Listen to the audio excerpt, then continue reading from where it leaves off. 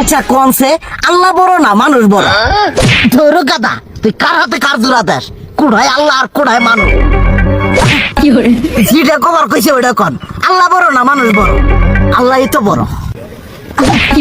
আল্লাহ বড়, তাহলে আল্লাহর কথা না হই না মানুষের কথা শুনেন কে? কি কইতাছস? কি আর আল্লাহর কথা মানে না মানুষের কথা মানে? হ্যাঁ, কি আর মানুষের কথা শুনেন তাই না?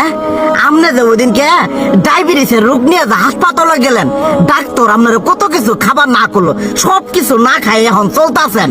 তাহলে আল্লাহ যে আপনারা কইছে যে হারাম খাবার না, সুদ খাবার না, কই আপনি তো কাম কাজ বাদ দিয়ে এলাকার আমাদের টাকা পয়সা না গায়ে খালি ওইলে দিয়েই খান, নিজেরা টেও হালাল ভাবে কামাই করেন না, ওই সুদও তো না কটা টেয়া করে লাভ আহে ওইলে দিয়ে দিয়ে চলেন আর পেটা বড় বানাইছেন। শুনেন একটা কথা কই, হারামের কোনোদিন আরাম নাই।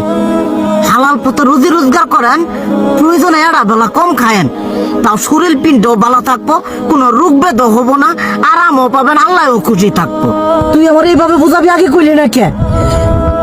আসলে এই বিষয়টা তো আমি কখনো মাথায় এইভাবে নিইনি যে আমাদের কখনো ডাক্তার নিষেধ করলে ঠিকই আমরা নিষেধ মানি, কিন্তু উপর আল্লাহ যে কত কিছু নিষেধ করে দিয়ে সেটা মানি না। আর এই যে হারাম পথে টিয়া পয়সা কামাই করতেছেন, শরীরের মধ্যে দুনিয়া রোগ বেত হয়েছে, দেখা যাইতেছে যা টিয়া হারাম পথে কামাই করতেছেন তার তো বেশি টিয়া মনে করেন জ্বলে যাইতেছে গা বেশি। আজকের পর থেকে আমি আর এই হারাম সুদ খামো না, আমি হালাল পথে চলবো, হালাল টাকা পয়সা ইনকাম করবো।